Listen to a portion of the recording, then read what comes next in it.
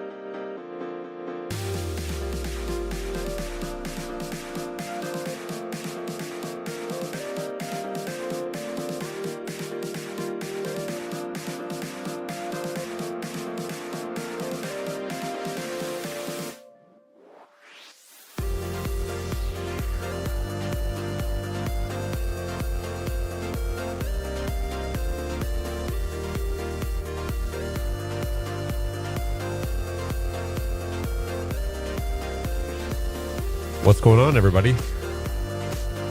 Wowzers, I could hear that.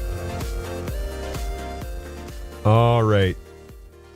Let's go ahead and get going here. How's it going, everybody? Hopefully you're doing well. Hopefully you can faintly hear the music. If you are live in the chat, hey, guess what? Facebook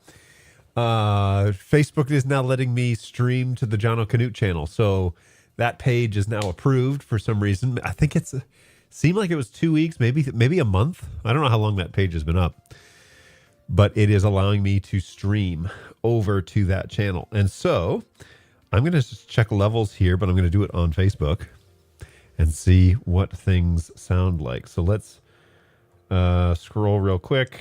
Let's find this John O'Canute channel. Streaming my story even. That's cool.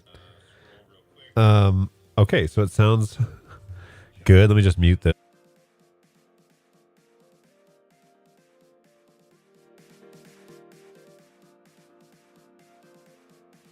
I can't necessarily hear the music, so you guys tell me if you can at least hear it faintly. I want to see my actual profile. There it is. So yeah, there it is. Okay, cool. So that seems to be working. You guys let me know in the chat how that sounds. And then I'll jump over to the YouTubes because I'm a good streamer and I check all my feeds. And we'll just make sure that they're all going. But hopefully you're doing well. Thanks for coming along for the ride as you guys come and go. It's Friday. It's the wrong day for this, right? So what's going on? Well, had a bit of a problem. What's going on there? Had a problem yesterday. I spent the night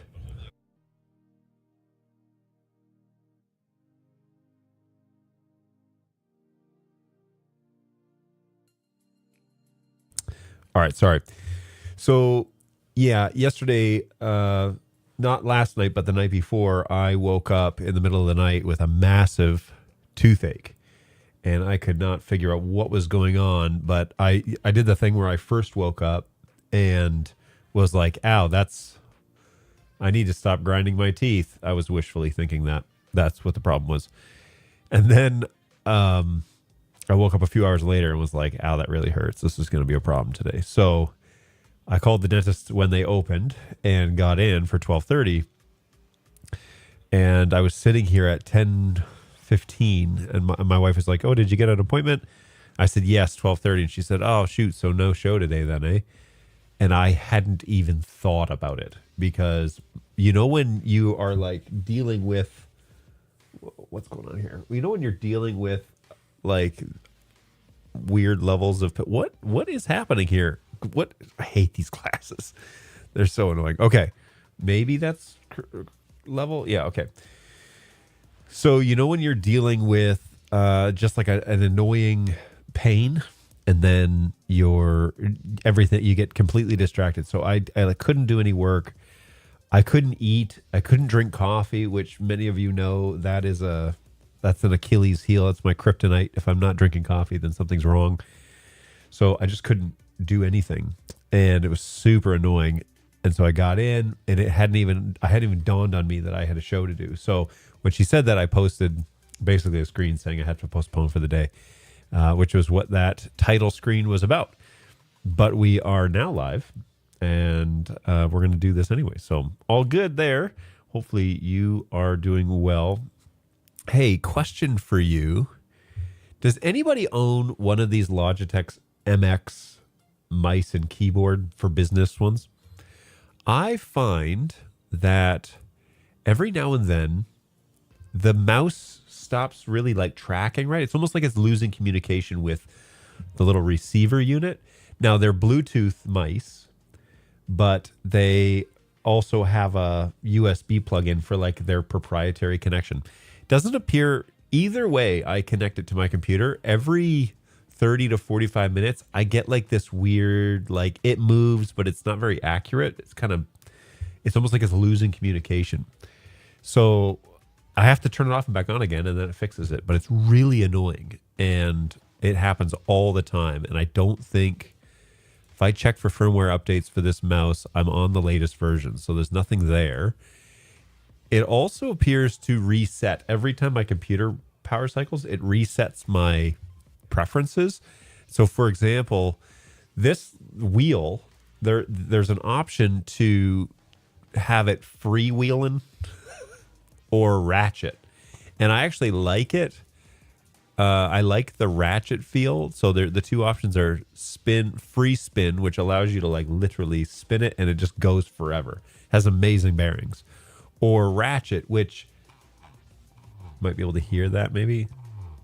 It has like a ratchet, slows it down, but it allows you to incrementally dial it, which I like. I prefer that better. So I change it to that, and then I downsize the program, and every time my computer restarts, it never puts it to that. It's really annoying. So I have to go in and change that every time. Oh, by the way, I can officially see your comments over on Facebook. If you look at that, it even brings my picture in. That's so cool. So if you are on the John O'Canute Facebook page and watch me there, you can now put things in the comments and I will see them. So excellent.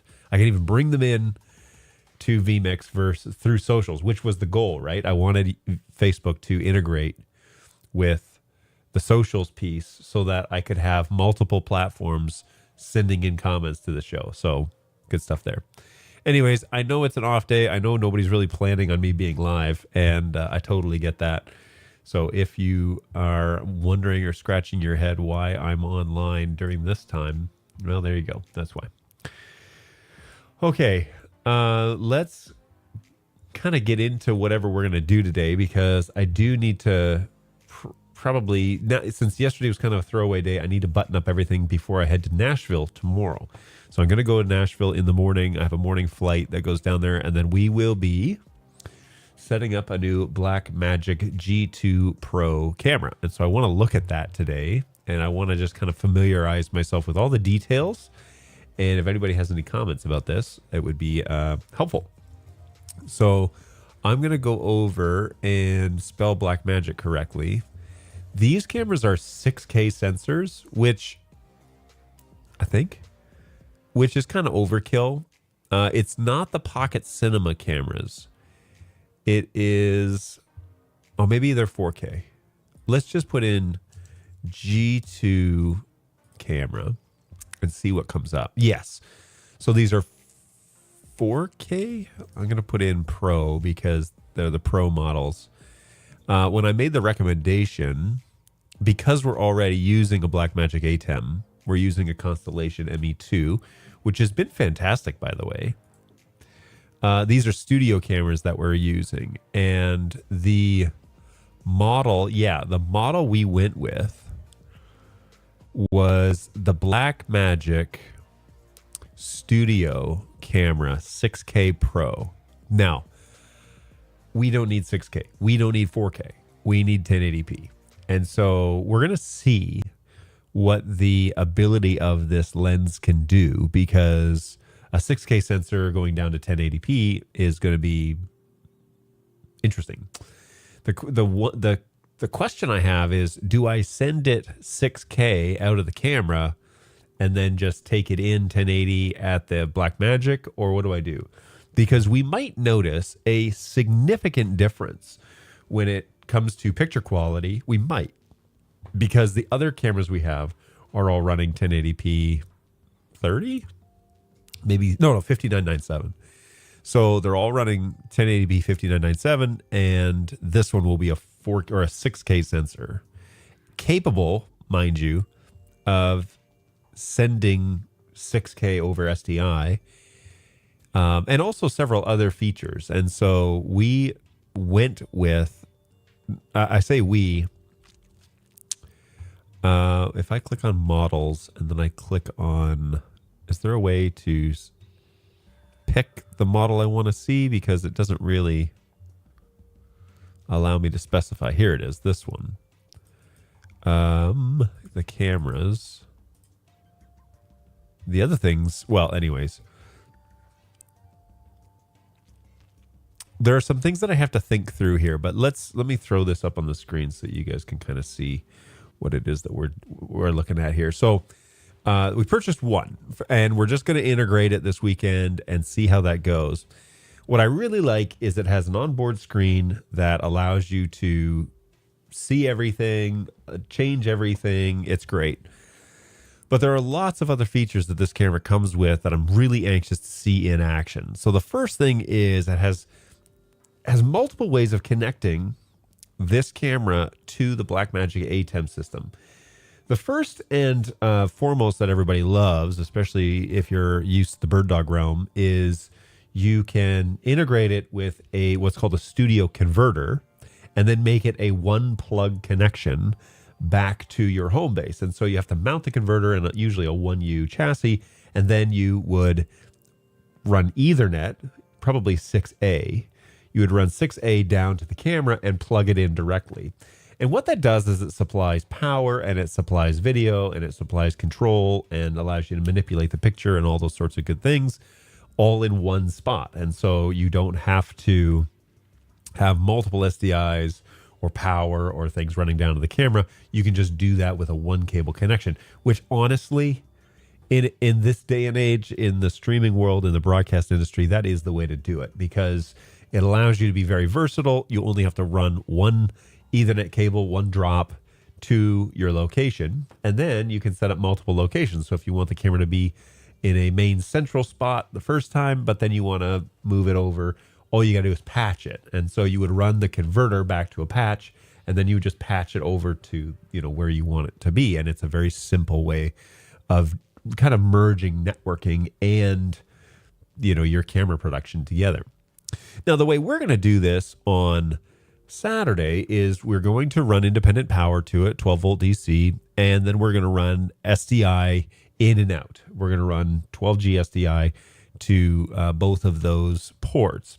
This will also give you the ability to control the coloration of the camera from a single spot. And so what's beautiful now is we've only got one of these cameras. We'll probably end up getting a second one pretty soon.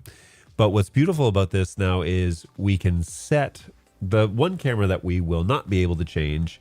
We'll be able to have those coloration settings set, but I'll be able to make all the adjustments to this camera in the actual room, in the booth. And so we won't need to change. Now, there's a specific word for the place where you control, you do all your switching. I don't know what it is. I'm not that pro yet, but I'll look it up. But we can match the cameras as best we can from the booth now. We don't have to go down to the floor, which is great because the look of our cameras right now we really like. But the problem when we need to make an adjustment is we got to walk down there and then basically best guess. And so this is going to allow us to make those changes and be pretty accurate. We could use a color, we could use a chip chart, we could use whatever we want to do and color balance this Blackmagic to the other one that is not independently controlled, which is actually just a Canon DSLR, which is what I run here. And I quite like the way that the Canon image looks. They have good sensors, and I don't mind that at all. These sensors are different. I don't know. Are they Panasonics or what are they? We could Google that, I guess. Anybody know? What is the Blackmagic sensor? It tells me what size it is, but does it tell me who the brand is? No, not really.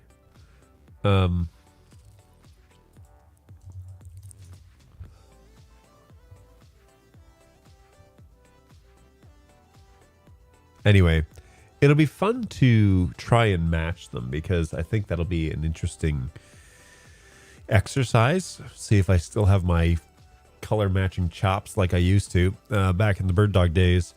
But I'm really excited to check out this camera because I haven't ever had my hands on one. And the other technician that I work with, he is in charge of basically buying and selling the gear. And because the 6K Pro G2 Studio camera model has an EF lens mount, he wanted to go with that, which is the way that we kind of looked and mapped out how to integrate this. We already have a bunch of EF lenses, which are great, very universal, very common. But Blackmagic, for some reason, has gone mostly with micro four thirds. And I don't know why, because there's not as many lenses for micro four thirds as there are for EF lenses, as I can tell. And EF lenses have been around for an age. I mean, I've been buying EF lenses for 15 years. So we have all sorts of options. We have multiples of we have one of these, the 1855 mils, which is an EF lens. This is my personal one. But then I've got 50 mils. I've got all sorts of stuff. This lens here is a 50 mil lens that you're looking at, which gives you that depth of field, right? So it allows you to really blow out the background, and does pretty well with the auto adjustment, by the way. So I really like the option of having the EF lenses. And after we started like price matching and getting converters and all these things put together, we realized we probably just need to go with the EF mount native camera and maximize the sensor size that we're going to have, because you're also going to lose if you go from micro four thirds and you scale it to an EF. You're also going to have to crop that sensor to get that converter to that speed converter to work right. So it ended up not really being a great idea to get the micro four thirds, but we went with the EF mounts, which is why then we get pushed right into the pro category. Now, if this camera is what it claims to be on paper, and you know, we know what that's like when we're buying and selling cameras. We know what it says on paper, and then the actual usability of it could be two different things. And so we want to obviously be a little bit careful with that. But there you go. So there is the base level is the 4K Pro G2. That's the micro four thirds lens. And then, which comes with all these options. But there, see, look, my mouse is like lagging there, and now it caught up again. It's so weird. It may be a USB driver issue, actually, because I'm maxing out all my USB drivers. But here's what the side of the Pro looks like. You have that Ethernet port. You also have the ability for broadcast, power supply, or battery. Oh, that's interesting, because I have one of those that I'm not using right now. Yeah, I have one of those, actually. I could take that with me. I don't need it anymore. And then on the other side, you have all these broadcast audio, like you have XLR audio, which is amazing because it gives you the ability to add phantom power to your XLR ins and use high quality microphones into the cameras if you're doing on location shooting and you want to sync it up just locally. The USB ports also allow you to do things like hard drive recordings, but also there are some USB external accessories like a focus ring and a zoom like handle that would be super helpful to have when you're using this. So there are some options there as well for expansion, and I'm really excited about that. This is the 6K Pro. So this is the one that we're looking at. Obviously, you can see very similar to the other ones, but and same similarities to the 4K Pro. So 6K Pro, it has a little bit bigger body, but it gives us that ability to use that EF lens. The viewfinder, I'm super excited about having this on board the camera. The ones that are on our Canon cameras are the little dinky DSLR ones that suck. And if I was to ever use, so last week, we were talking about making that mobile, and I've been thinking a lot more about that. So I'm happy to share those thoughts too. But yeah, the touchscreen, having that ability, having the dials right there, you can assign these function buttons on the left-hand side here. So having that is just a huge advantage to other options. And so I'm pretty excited about having all of that right there at my fingertips, right there at the camera. But then taking all that ability and putting it, because like, for example, okay, the 12G SDI return, so the in on this allows you to pick whether or not you show the camera or you show the return feed, which you may not need necessarily. But if you were, for example, to mount another screen on top of this, which I might do, and put the HDMI out to that, so here you can put HDMI out and put that to the screen, and then put the program out on the actual LCD screen that's on the back of the camera, that gives you a lot more versatility, like a versatility to what it is that you're doing. So yeah, it's a good option. Now, I don't think they have a hot shoe mount on the top of this. I haven't seen one. I don't think so. It would be genius if they did, because you want to mount a second monitor to the top of it. But anyways, onward. So this has the MFT mount to it, but also the 6K version has that EF lens mount. So that's what we went with, and pretty excited about that. There's that MFT mount. Gives you the option for, see, return program 1. So you could send like a multi-viewer back, and where you could see all the shots if you wanted. But it's pretty robust. I really like it. It includes the tripod mount. That's good, because we're going to need that. You can run this thing off of PoE, but you would need a 60 watt PoE deliverance, because it's pretty hefty camera. So we looked at that, and then we decided, well, when we want to go with it, we'll invest in the studio converter, and then we'll just have that single point of contact update. So pretty happy with that. Hey, what's going on, Steven, man? How are you? As an old school broadcast guy, I spent my entire career of 35 years using Sony cameras. If I was building a close to broadcast system today, I'd definitely use Blackmagic cameras and kit. Wow. Really? Tell me more about that. That makes me feel good.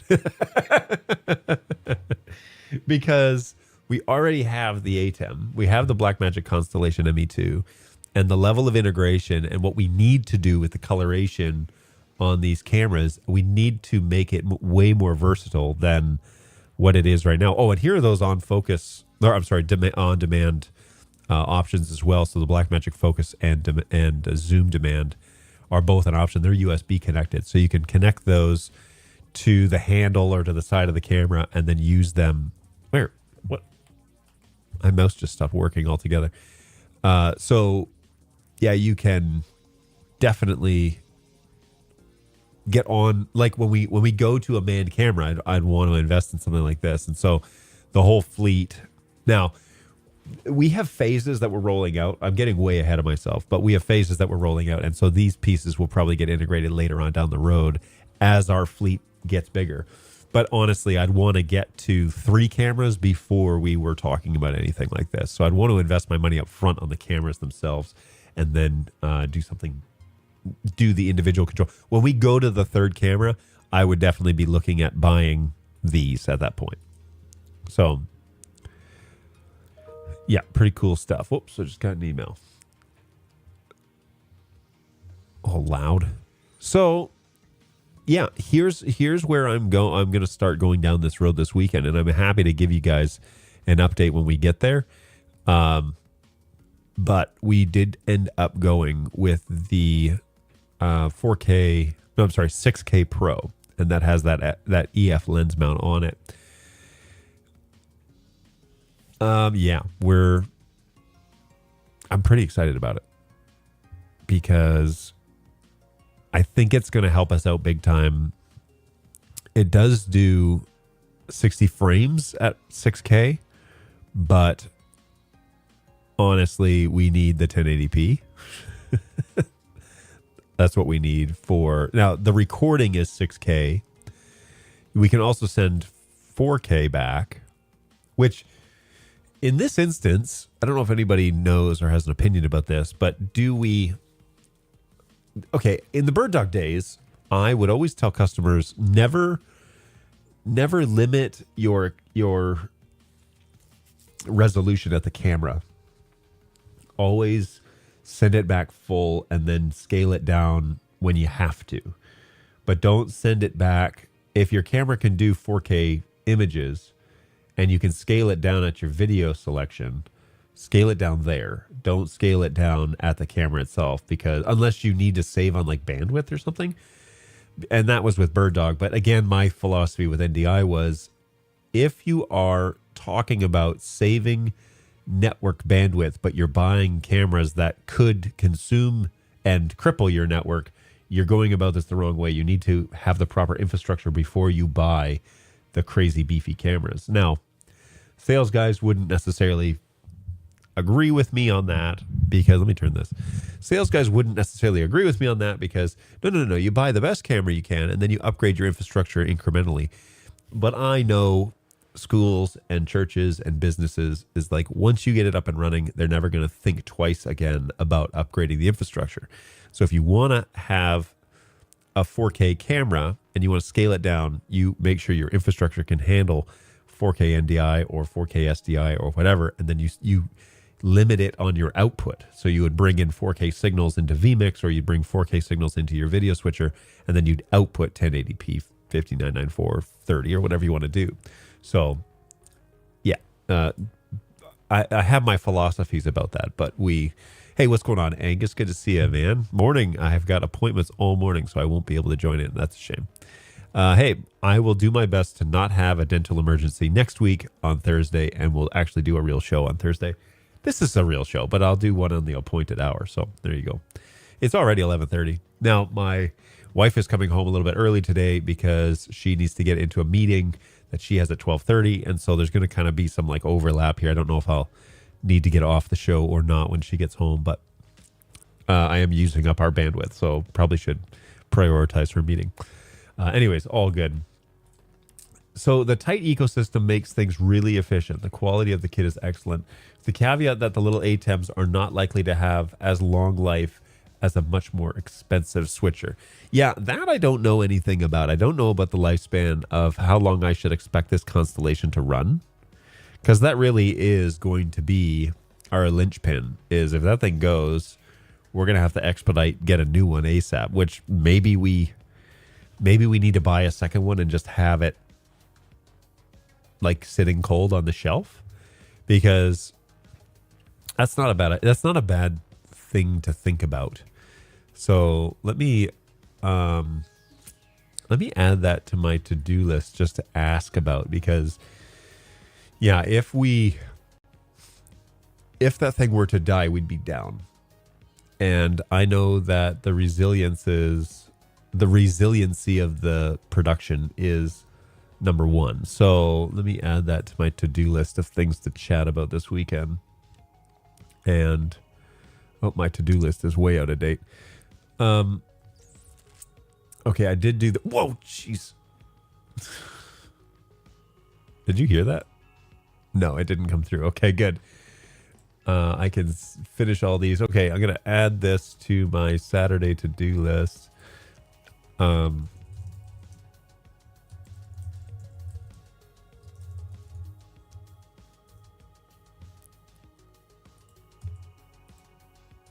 All right, added. So yeah, that's my concern is I don't know what to expect with the Constellation, because yes, they are not, I don't think Blackmagic makes as resilient to stuff as some other manufacturers, and I could be wrong. I have been wrong before, and I will be wrong again. But I would probably need to get a backup, because something could always go wrong. Right, get a second one as a backup. Still tons cheaper than other options. Plus, you can use it in other contexts if you need to set up a kit elsewhere. That's a good idea. I mean, for the price, you might as well have one on hand. So we will add that to the purchase list, probably going on later on down the road. I will give you a brief synopsis of my ordeal yesterday. So I woke up with a pretty bad toothache, and so I went to the dentist.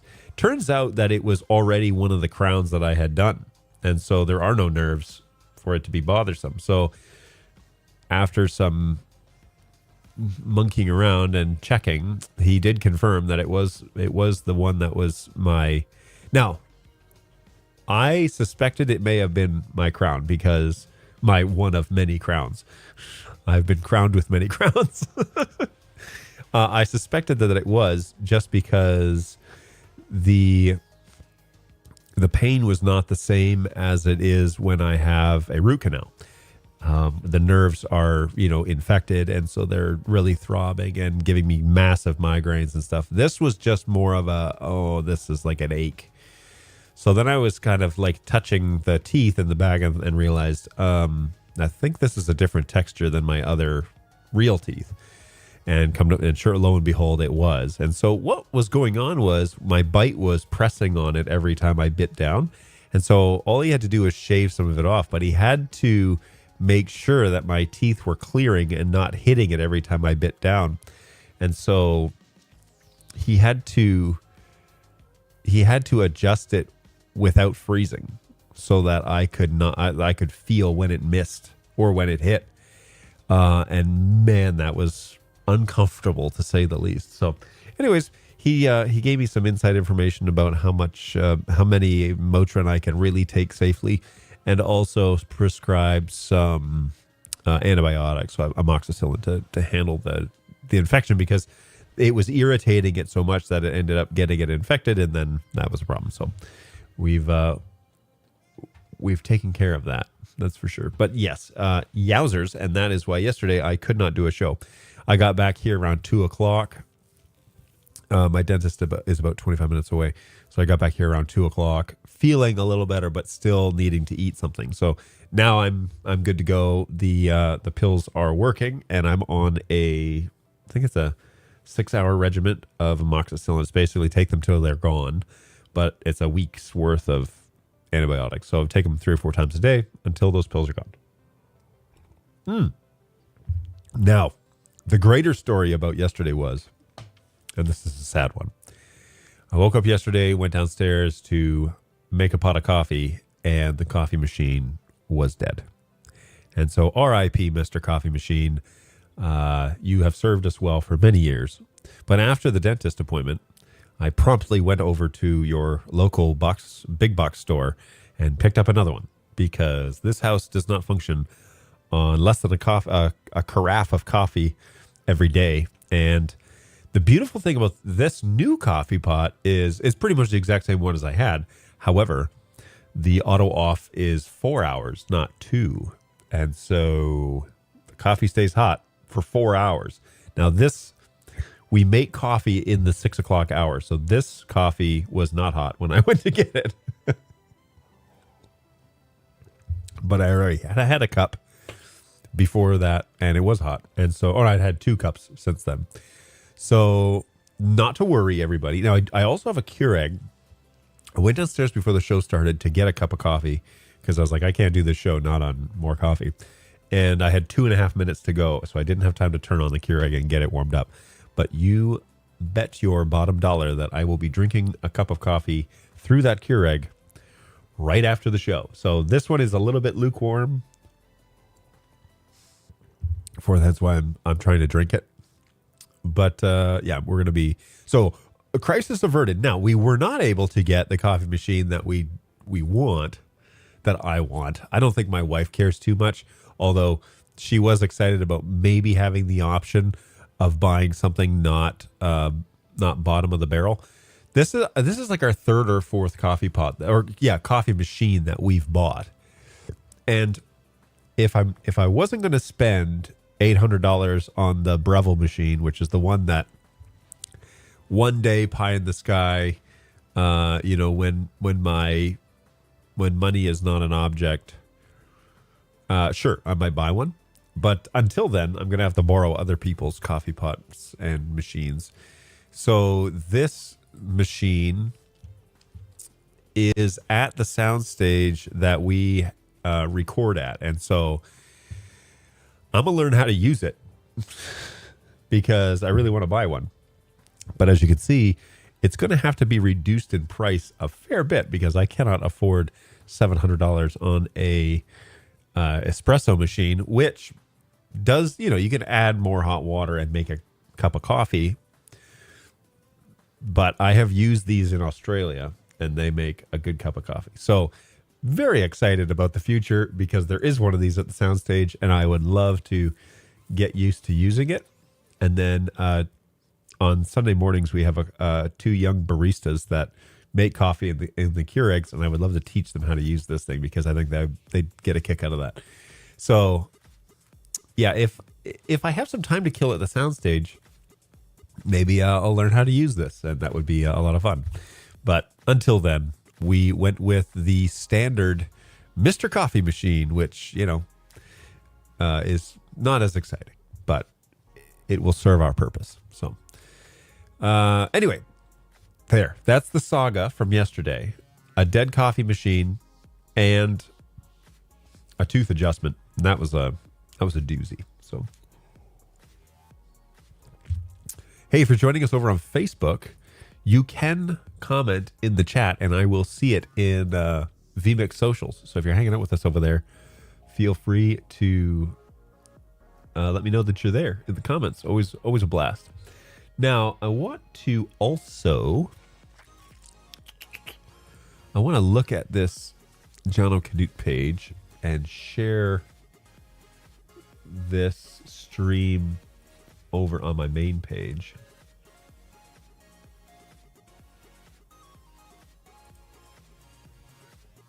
Ooh, I can share it to my story. That's fun. Let's switch it up here and go to my regular profile. And then, how do I do this?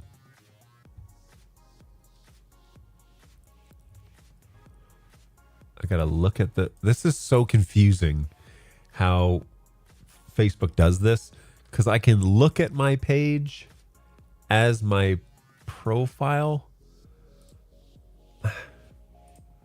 Okay, there we go. All right, so be sure to follow me over on Jono Canute on Facebook if you are my friend on Facebook. And yeah, you can find my work there. Good times. And hopefully you'll follow along. Okay, so that's done. And now I need to go back to my Jono Canute page so I can monitor things over on Facebook. There we go. All right. And YouTube is also working well. So fantastic. Okay, so I've had some more thoughts on the rig, the movable rig that I want to build with the Canon cameras as the roaming camera for the soundstage. So last week we were talking about being able to have a third shot of a manned camera that is movable. And the idea is it probably needs to be wirelessly transmitted. So a Ranger or a Teradek Ranger, or what's the other one? I'll look it up. But those are really expensive. And you can get now the Hollyland transmitter receiver. I had people say they're great. They work really well. But I have one. And the one that I got, I guess, was the entry-level one where if you were just using it to record stuff, then that would be acceptable latency. But I really need like zero latency. So Teradek is really the place to go. And people had said the one that you could use it, it would be like dual purpose. Let's go down to let's see did I save it to the, yes, I did. Okay. So the Bolt is the answer here. And you would use the Small HD, which is owned by the parent company that also owns Teradek. And you could get a Bolt 6 transmitter on the back of this Small HD screen.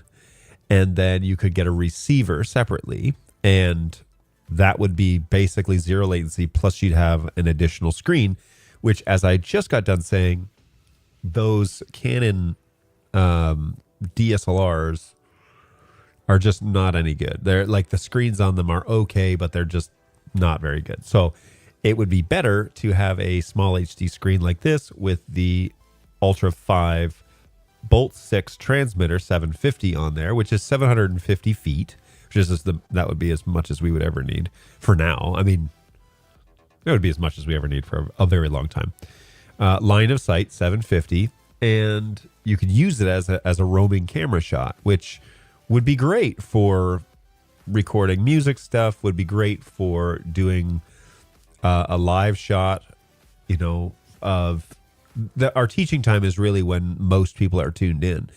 Now, the goal is not necessarily to create a hyper-dynamic live stream, because that's not really where the majority of our viewers tune in. The goal would be more so to create I want to adjust this picture real quick while I'm doing this. The goal would be to create more of an engaging content, more engaging content when it comes to what people are watching repeatedly, right? So what are you guys? Okay, yeah. I just want to increase my picture here real quick because it's kind of small. Okay, there we go. So we just want to create better engaging content for the long run. When people are revisiting the content in years to come, I want it to be more visually engaging so that it holds people's attention and they want to continue to watch it. So, oh my goodness, a blast from the past. What's going on, GoWeb? How are you, man? Good to see you. Thank you for checking in. Namaste. Hopefully you and your daughter Sanaya are doing well. Yeah, that's a bird dog throwback is what that is right there. Good to see you, man. Thanks for stopping by. Always a pleasure. Hopefully you have had a great Friday over there in India, and things are wrapping up for the weekend. You're looking forward to that. So be well, my friend. Good to see you again. Thank you for checking in. All right. So the goal is to create better engaging content, and the next step on that would be having a roaming camera. Now, how do we do that? Well, there are lots of ways. I think capitalizing on the cameras we already have, the Canons, would be a great start for that.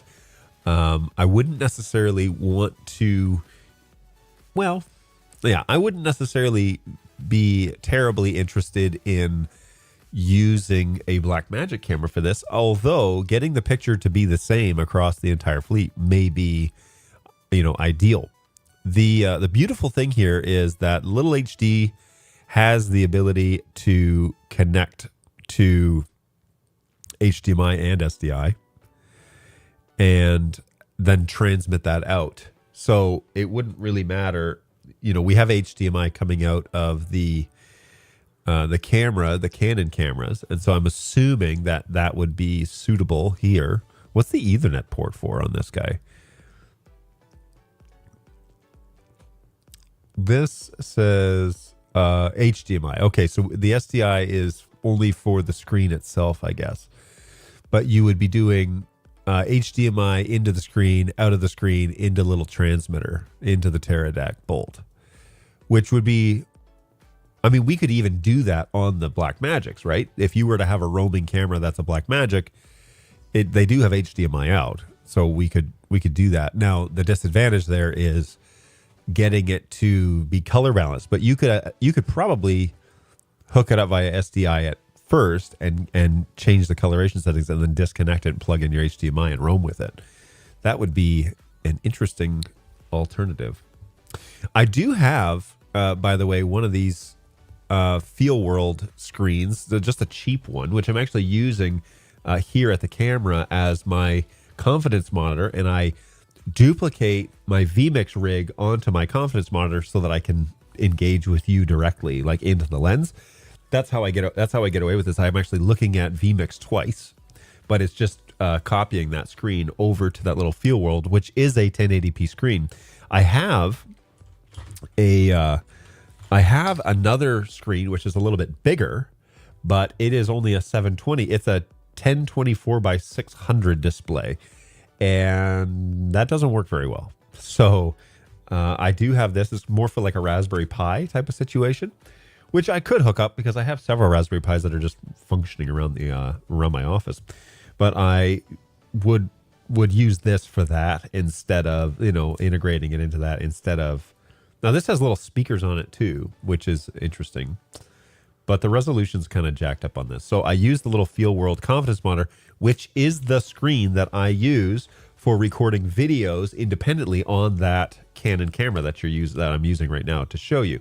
So it has this little boom arm that I have mounted to this this little tripod, which came with my Evo, my 360 Evo, which is a Insta360 camera, which is retired, by the way.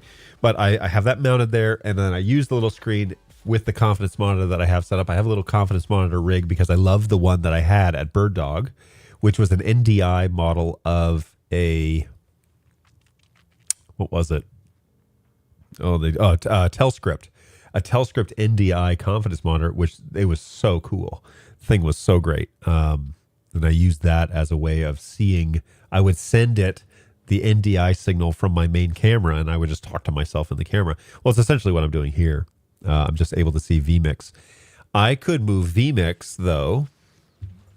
I could move vMix to this screen over here, and then I could full screen my output, and then when I turn on full screen, there it is there. So that makes a little bit more sense, I guess. And then I could just minimize this and just use this screen as a way to communicate. So that's kind of a fun way to do that. Yeah, this is an interesting way of doing this. Hey, Sanaya's hitting 11 on the 7th of March. It's her birthday on March 7th. Happy birthday, Sanaya. That's amazing. 11. You've already had a year as the double digits, and so now you're onward to, this is preteen age, Mr. GoWeb. Good luck with that.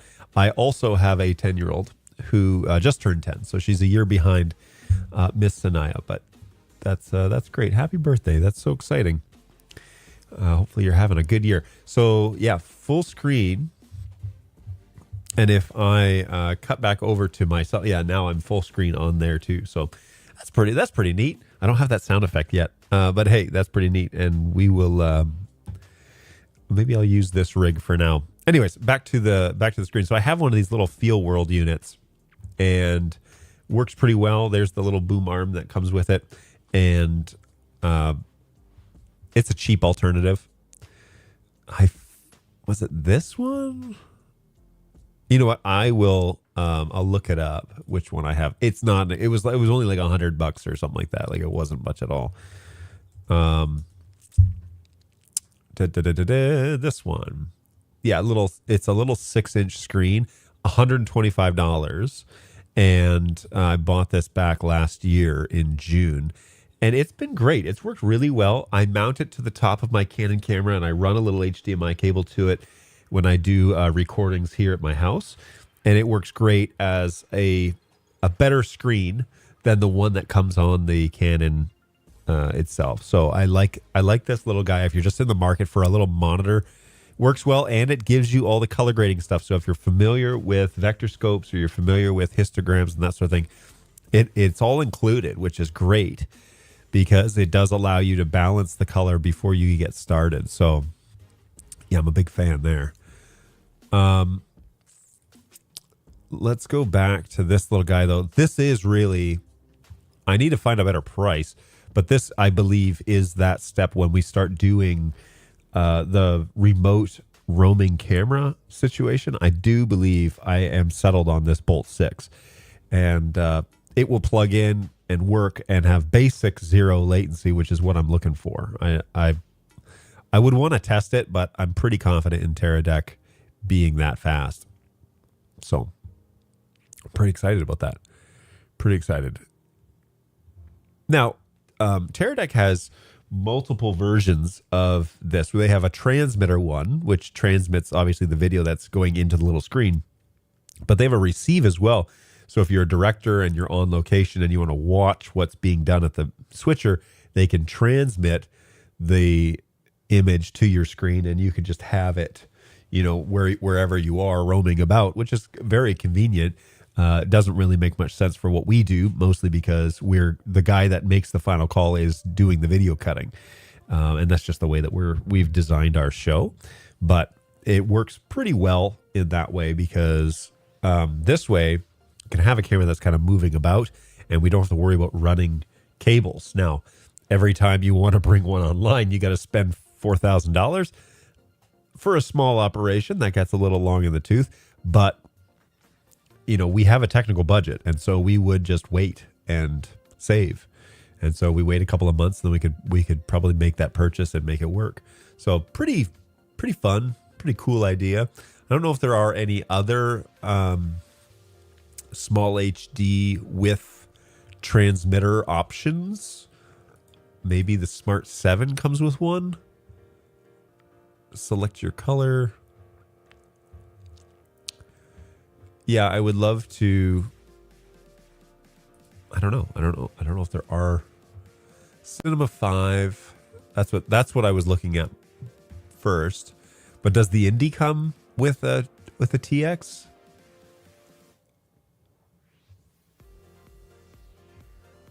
See, Bolt. This is the one we were just looking at. This is the Receive one.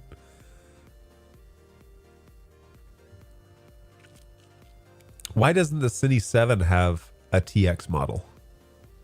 Right? Because I want a bigger screen. Can you add it?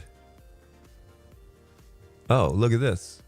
Small HD 702 with Teradex Bolt Receive. What about transmit? Anybody know? I was not getting live notifications. I missed a lot of live shows. Oh no. You got to hit that bell, I guess. I don't say that because I feel weird saying it, but yeah, you got to hit that bell, I guess, that bell icon to get those live updates. So the Cine 7 on-camera model, 7-inch model. So if you were to buy the Teradek unit and the 7-inch screen, it's $8,000. See, it just kind of puts it out of reach, right? Like, I don't know. I just feel like it's a little too much at that point where it's too expensive. But Smart 5 series, the Cine 5. If you get the Cine 5 with the Bolt transmitter, it's $3,299, $3,300. And then we need to get a Teradek, right? Like this? No. Come on, John. You got to be able to spell here. Teradek receiver, Bolt receiver. Whoops, RX. Like this. Okay, so now we need to get, this is the transmitter. We just need the receiver. So the receiver is now another let's say $1,700, right? So if we're doing 3,300 plus, well, that's pretty obvious. You're looking at what, $6,000? Oh, $5,000. $5,000 to see what it is that you're shooting, which is a requirement. You're going to have to. You can't rely on that tiny screen. You just can't. In a run and gun situation, you can't do that. But then for $5,000, you get you a screen and it makes you wireless. I mean, that's twice the price of the camera that we would be mounting it on. Seems like a lot. Don't worry, I'll watch those later. Actually, one needs to stay all my settings. Actually, all my settings was personalized some. What does he select all my settings was personalized somehow? Okay, gotcha. Yeah, you have to adjust that a little bit. I don't know. It may not be riveting content the previous shows, but you're welcome to be online with us anytime. It's the here and now that matters, right? The here and now. So yeah, for $3,000,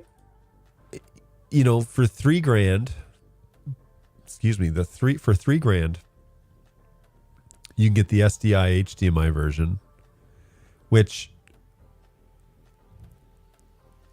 oh, I hear my wife. She is home. This is what version is this? It says, didn't we do this last time? 3G SDI HDMI up to 4K 30, 1080p 60. So here,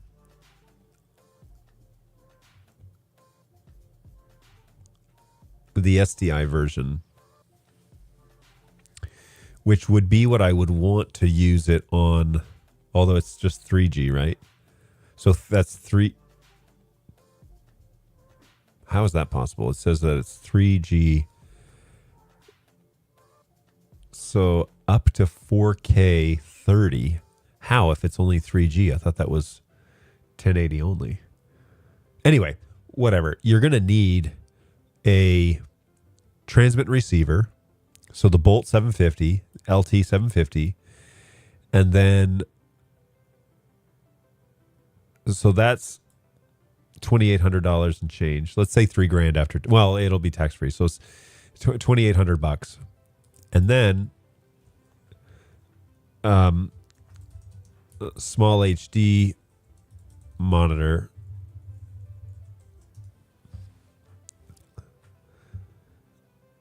So could we do, what did I say? $2,800? Why wouldn't you do it independently? It seems, why do I need this? Why do I need that specific little product? Could I not just use anything? Like, what about an Atmos? What if I used an Atmos? What's the story with Atmos? Are they still okay? A small HD 7-inch monitor. So for $5,000, I could just do it this way. I could get independently and just mount. Could I not? Actually, there is notification settings all, but mine are all selected to personalize. Got it. Now I clearly understand. We had an Atmos at Bird Dog. It had gone in for service twice. But like the 7-inch, this guy, that's the real deal, man. Now it's 7-inch. Whoa. 3G in, 3G out. Can it do HDMI in, SDI out? Because that would be a killer feature to have a cross converter in it. Photo and video monitor. Yeah, is Atmos okay? I worry about them. I don't need it to be 4K, which is what we're looking at here. I really don't. So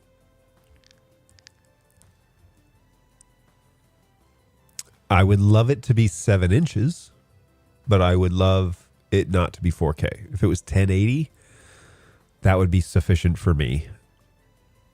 5-inch, 5-inch, 5-inch, 8K. Come on, guys. I just need it to be 1080, which now it seems like 4K is the standard, which is really annoying. But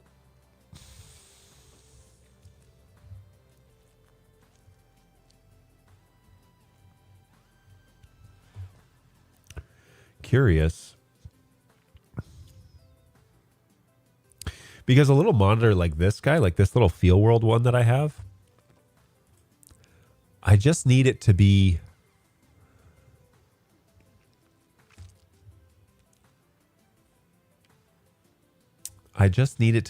like, maybe I just need it to be fed the opposite. So if we're doing the Bolt, for example, then that's HDMI out.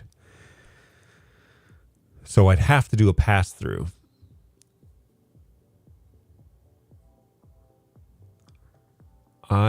There is clearly, oh, there's not really a delay here. There's a delay here because I'm using HX, by the way. The screen capture thing, that's a delay. But the two screens are moving simultaneously. So am I getting the small HD for the latency? Is that what I'm paying the price for? Because, like, again, their 7-inch screens start at like $1,200, $1,300. Why? Or no, $1,800. Why?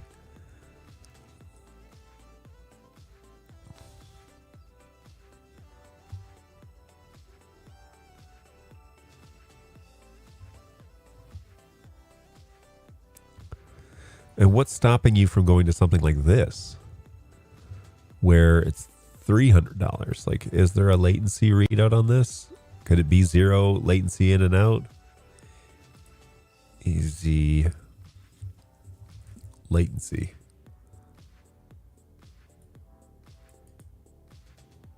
That's only mentioned once, and that's on the transmitters.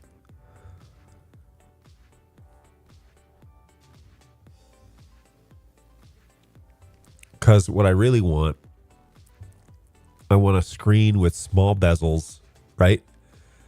Super small bezels. Ooh. This has SDI for $10 more. Again, 4K. It doesn't need to be 4K. But it's a great little screen. $250.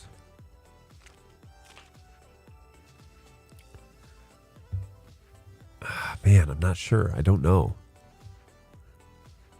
False colors, exposure, field check. The 9 grid. I mean, it has all the features you want. Is it fast enough? That's all.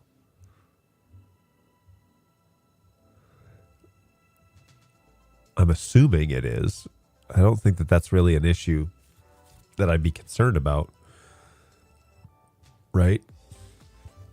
You would expect it to be 0 latency.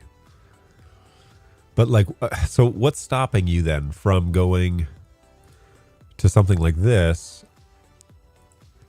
and just having a bolt? You know? So you going into this from the camera and out of this and into the bolt. Why would you not do that? Because this screen is $250, $240, be significant savings. But if it's too slow,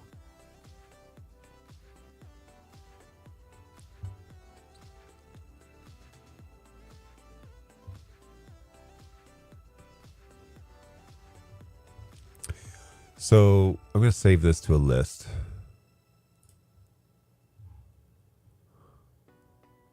Whoops.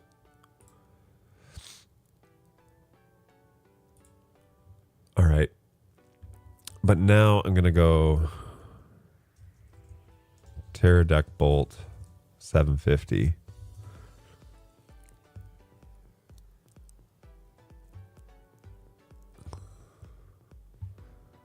See, wait. Transmitter kit, system with 0 latency. So we have to get the transmitter receiver, right? So on this guy, I don't think these pictures are right. Why is it showing SDI?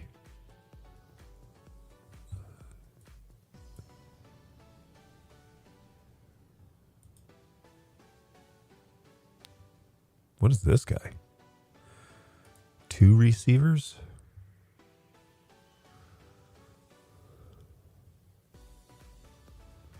All right. So here, this says SDI.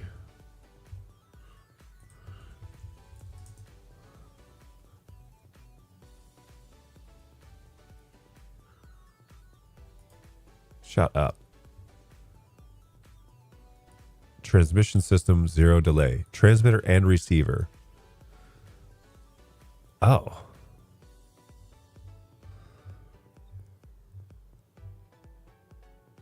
Man. Number of channels to HDMI ports 3. All right, so there's an SDI version and an HDMI version.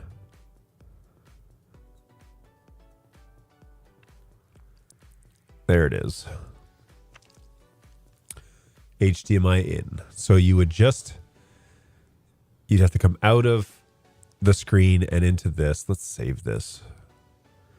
Because for twice the price, you can get a screen, and then you still got to buy a receiver. But here, we were talking about less than $2,000 for the transmission system. We could make that work. You know? Let's go here. All right. And probably need to get something, probably not a $20 one, but something in black or whatever. Man, if we could get a roaming system. Okay.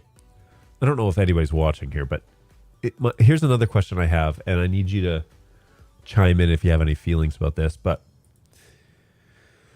what do you recommend for an on-body rig? Okay, we need to be somewhat conscious of price. But if you're going to be hauling a rig around, the camera...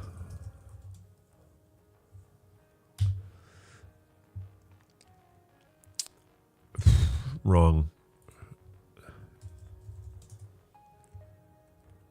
I don't. I'm saying the wrong things here. What was the company called? It was Steadicam.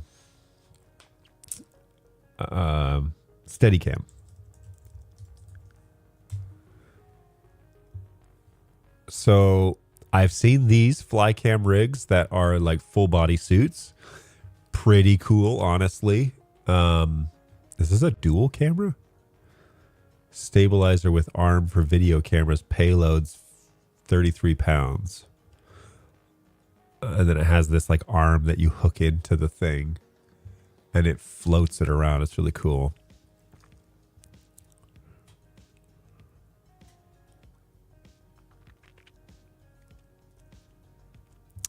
So I've seen these Flycams. I actually have one of these Flycam arms here somewhere. It basically like floats the camera. Super handy. But I don't have the bodysuit. Why is there two arms? Is it just showing it one way or another? Must just be showing it like that. Okay, so Flycam. Stabilizers, jibs, dollies, cranes. Workstation, camera rigs. Cages, shoulders, snap, mat box, rig accessories. Tripod support, bestsellers. Let's take a look at that. Ooh, that's fun. Yeah, see, look, Terra Deck.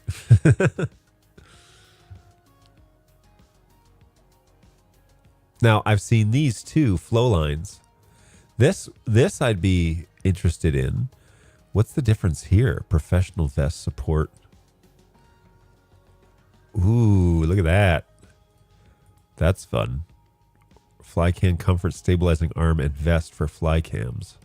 So that doesn't come with the Flycam option. I have this one, I think. Does it show that I've bought this in the past? No. But I have something similar to this. I don't know if mine would fit on the arm or not.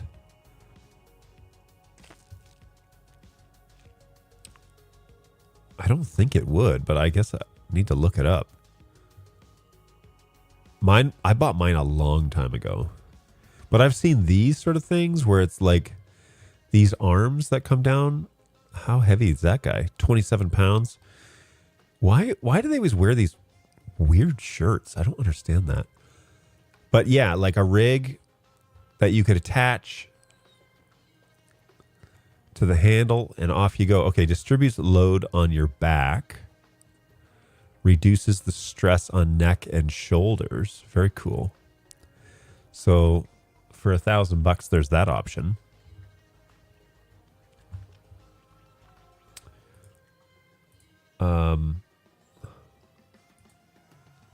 Sorry, let me just close this. There we go.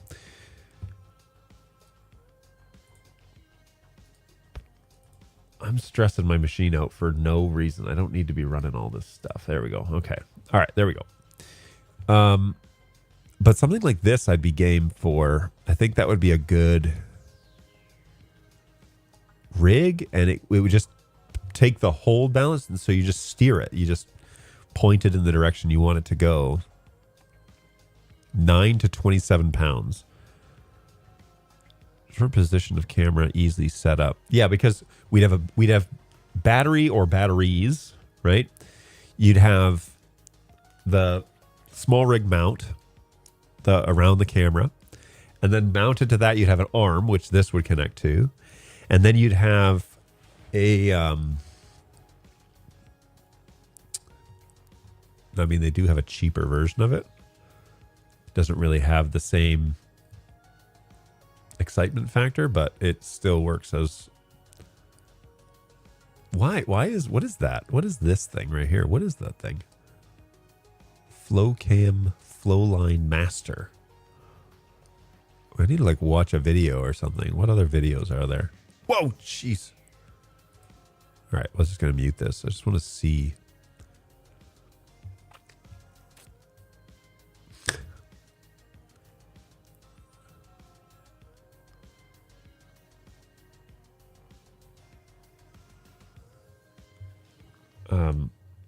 All right, I'm just going to kill... Why is that audio so loud? I don't think you guys can hear this, right? No.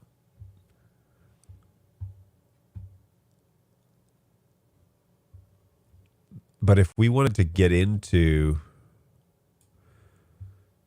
doing videos and stuff, this would be a requirement.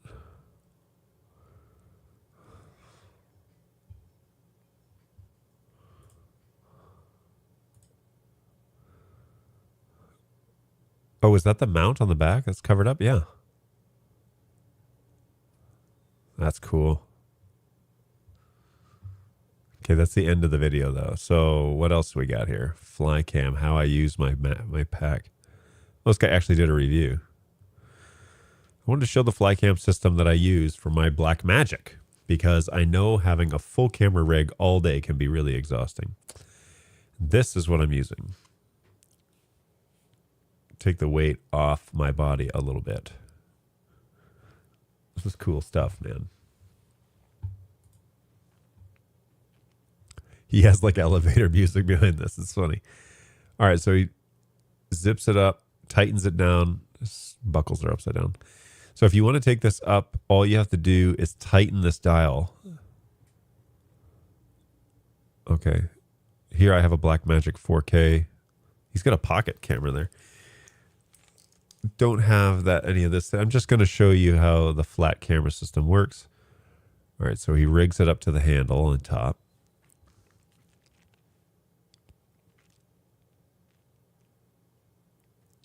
So he leans forward. Is that what he's doing? The fly cam system that I use for my Blackmagic when shooting on set for the longer time. Flycam system comes amazing on set. Cool.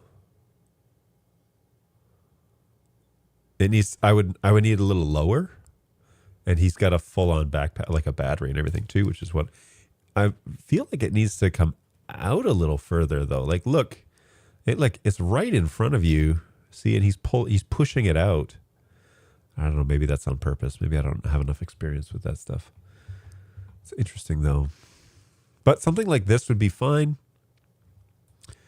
I really like these body harness versions because you can put it on an arm and it floats itself. But you need to figure out what your entire rig weighs before you do something like that, because it might be super, super expensive. 2-axis. What's the story with there? All right, so same system there, but up here, jeez, it scares me. All right. Yeah, see that? So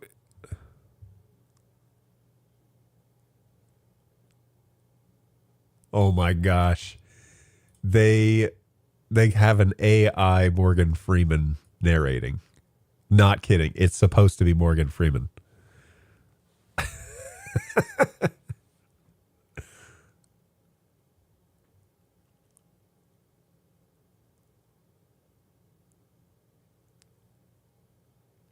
That wasn't very smooth.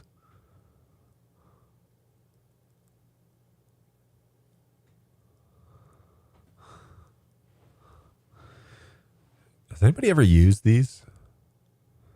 I mean, that's cool that you have that option.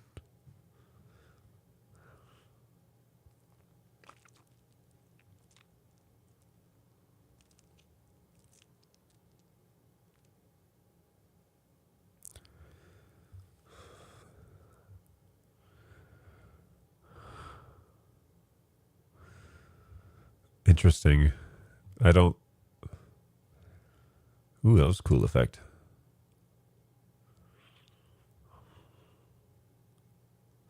Is this guy rapping? Is that what he's doing?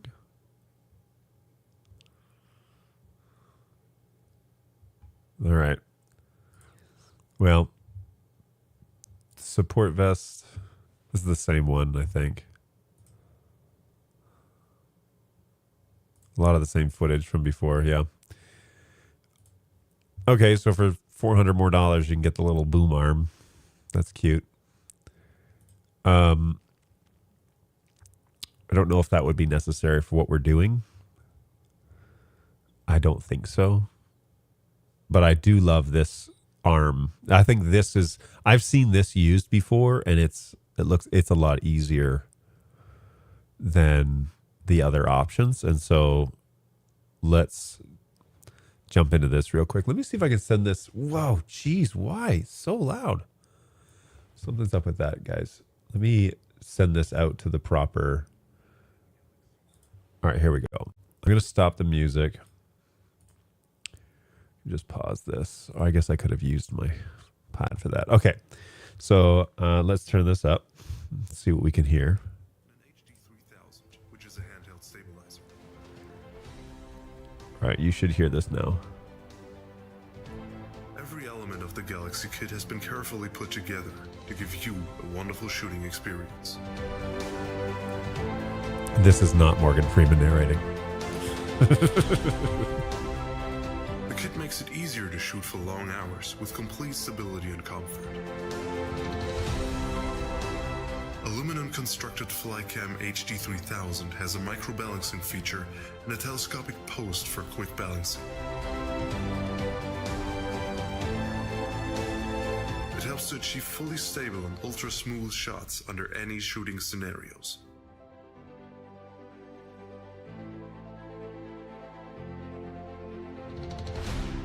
It accommodates all Sorry, had my mic variety off. of cameras up to 11 Yeah, I wanted to pounds. see that shot The because solid I quick want to release make sure point that it allows was quick level. mounting and dismounting of your cameras.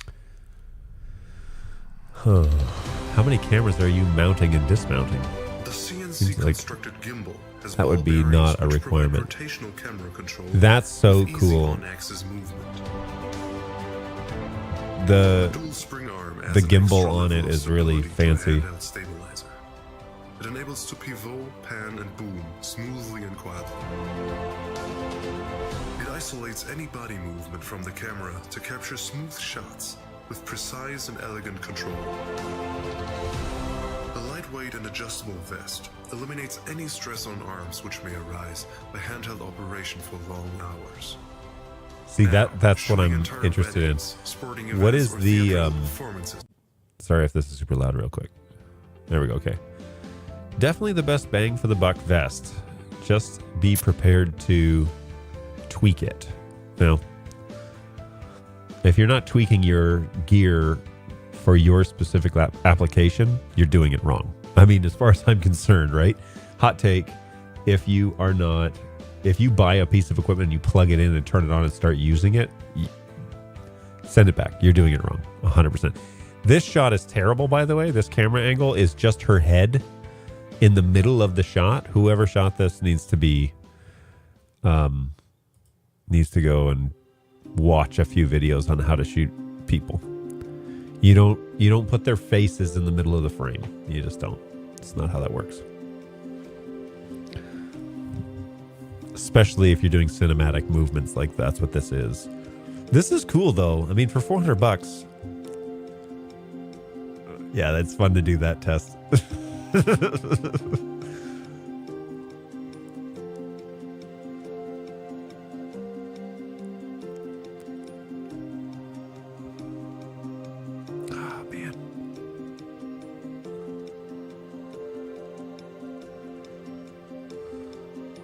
Yeah, this would be a lot of fun.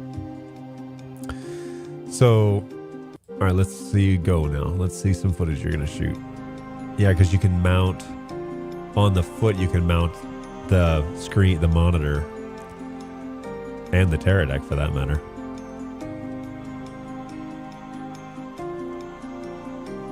Yeah, that's so cool.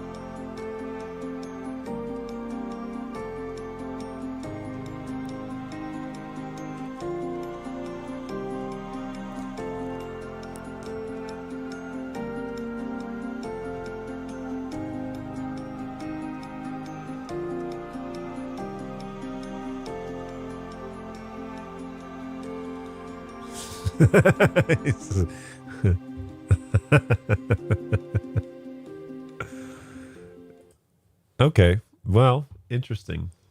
Interesting ideas. Lots of ideas that you can put into practice here. All right, I'll switch this back because I don't need that anymore. And I'll kick off the music here real quick. Whoa! Sorry, everybody. Hang on. Let me...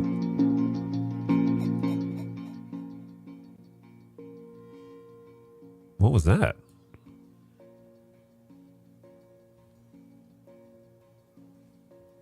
Was that the song?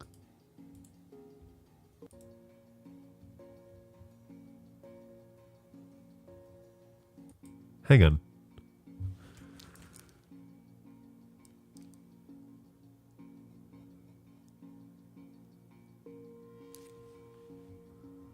It was the song. Weird. I have never heard that before. There's like a laugh track. Ooh, that's weird and creepy. Ew. Why did you do that? Anyway. So weird. Alrighty. Well, yeah, so this is a cool idea for, like, we would only be shooting for an hour. And so you would need, I guess you would need both of these, right? So $600, you get the Flycam arm, you get the actual bodysuit and the arm. How do they mount things? Are those mounts down here threaded for... It might be.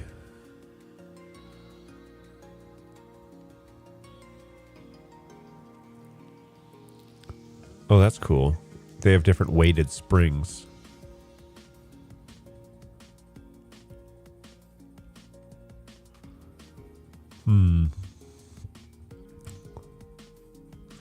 I should look at this. Because people, you want to mount the screen, right? To down here. So those threads on top of the weights, are they this thread, which is, they look like that. Comes with 16 plates. That's pretty cool. Because you want to mount things down here. You want to mount a screen and maybe the Teradek and things like that. Oh, that's funny. Shooting upside down. Let's see if anybody asks that question.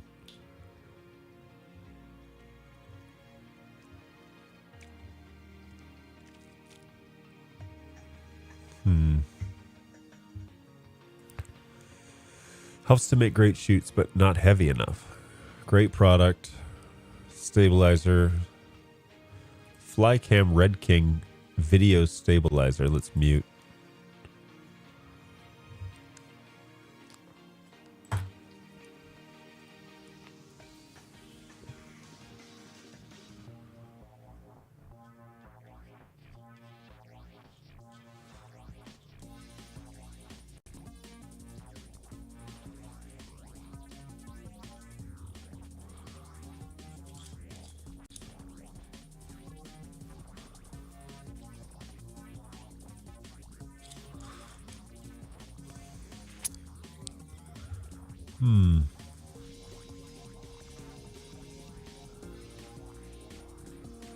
Hey, what's going on, Patrick McKenzie? How are you?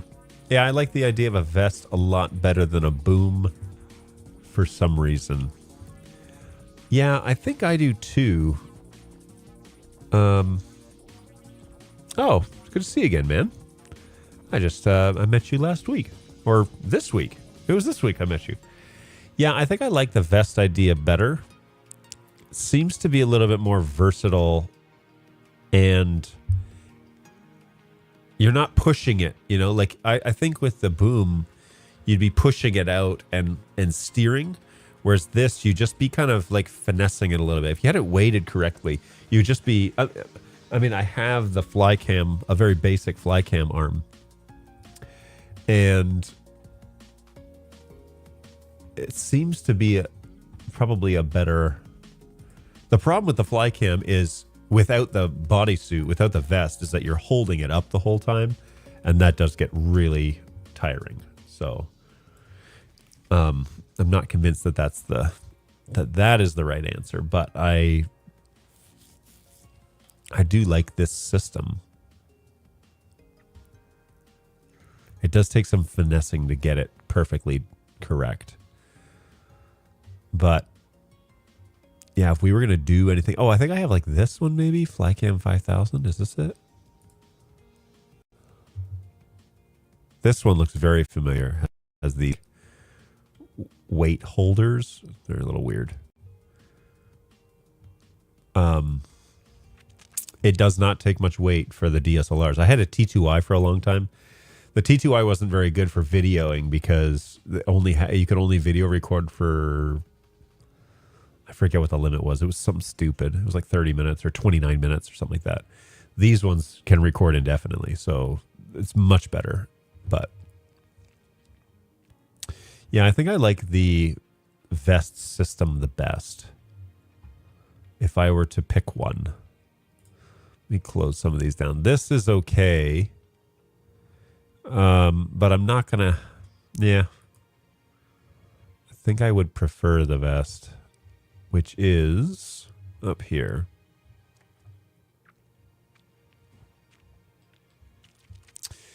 So what's the difference between the dual arm? Why would you need two and not just one? You know? Here's a 14-foot jib.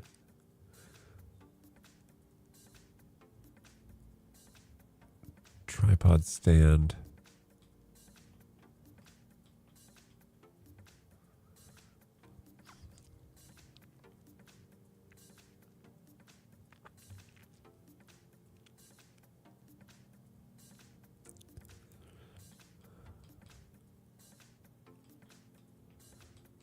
Ooh. They don't make blimps very much anymore. What does it fit? Threaded mount.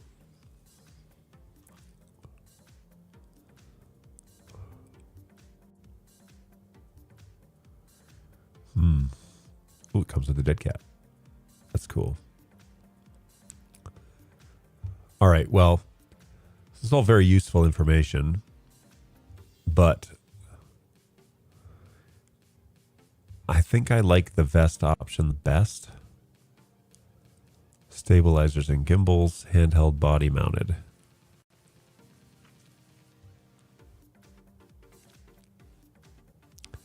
But like the single with the 5000, that's cool.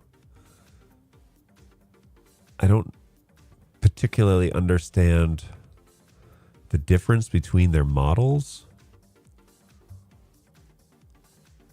I also don't get this one. I don't understand that. Why is it dual?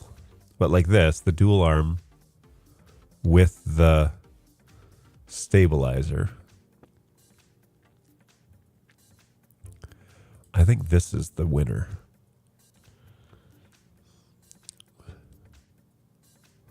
With the stabilizer, and you can... What is this thing? Gimbal adapter for DJI Ronin's. Oh, I see.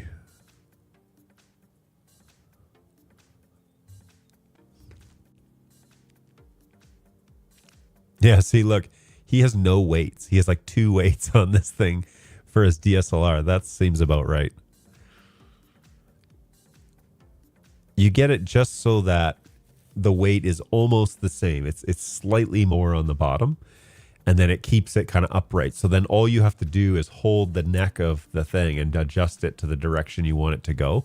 But it's just small adjustments. There's nothing to it. And that helps out big time. And then if you can get one of these arms, then it takes all the jitter out of your walking as well. So product came damaged. A decent product. Mine seems to be defective, it says. Why? Looks like I'm missing items. Really? Product is simple, easy, put together and used. However, mine seems to be defective. I'm currently waiting to hear back from Pro Aim.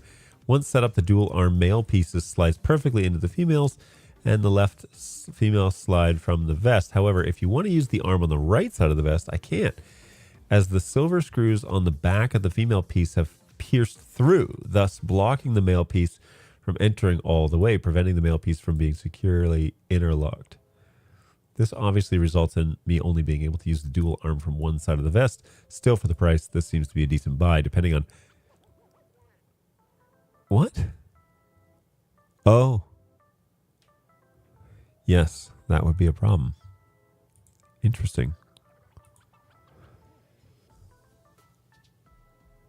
It's almost like they put them in backwards. So I wonder what happened. This guy says, I love it. I use this model. The Glide Cam can't counterweight large cinema cameras, but this fly cam, even without the springs, can handle the Res Dragon. I assume that's Red Dragon. And the best with the arm is super comfortable, reliable, very attractive to clients on set. Thank goodness this exists. Good vest, gimbal. The vest is perfect. I thought it would be uncomfortable. It did take a very short time. Fly cam. So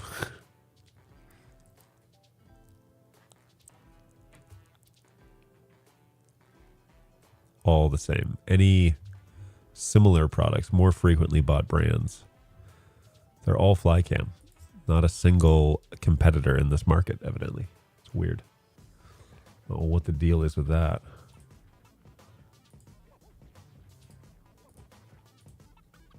Yes, we just met on Sunday. How are you, Patrick? Good to see you. With my phone company Bucket Days, the dual arm got you better reach and better angles. Interesting. I think I would prefer it to also be mounted on my hips than on my shoulders and back, you know? Because I feel like the vest would be lower back, whereas this guy is mounted here on the front of your hip, which is like where you carry a baby, you know? Like, and you can off balance it that kind of easy that way. Plus, it gives you the option to put it in either. So that's cool. All right, I'm going to add this to my shopping list. I think I've decided that if I'm going to do a body mount, it would need to be something like that. Cool. All right, folks, it's 12:30, so I am going to sign off and relieve the bandwidth requirements for this show over to my wife, who just found out that her meeting is actually in an hour. So, but I do need to take my meds. My timer is about to go off, so needed to get on that, make sure I keep up with those.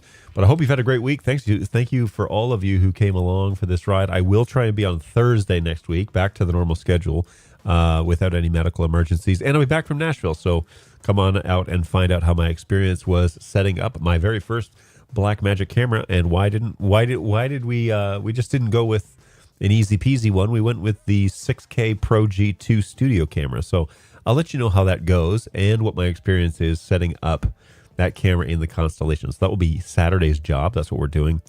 And then I need to do a few other promotional things as well. So until then, folks, we will see you on that next show, Thursday, 11 o'clock, right here. John O'Canute, either on Facebook or over on YouTube. So you can look me up and subscribe to either of those. But I do have a page on Facebook now that I can stream to, which is where this is going for the first time. And I can get those responses in socials.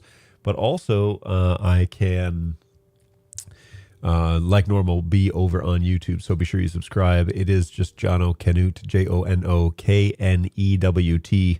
It's a weird take on my name. But that's where I can be found. And I'm there once a week, just looking at tech stuff, just asking questions, trying things out on the weekend, and then coming back and reporting on them. So next week we'll talk about Blackmagic cameras and how that went for me. So take care of yourselves, folks. Always a pleasure to be with you. Thank you for coming along for the ride, and we will see you guys next week for another round. All right? Take it easy.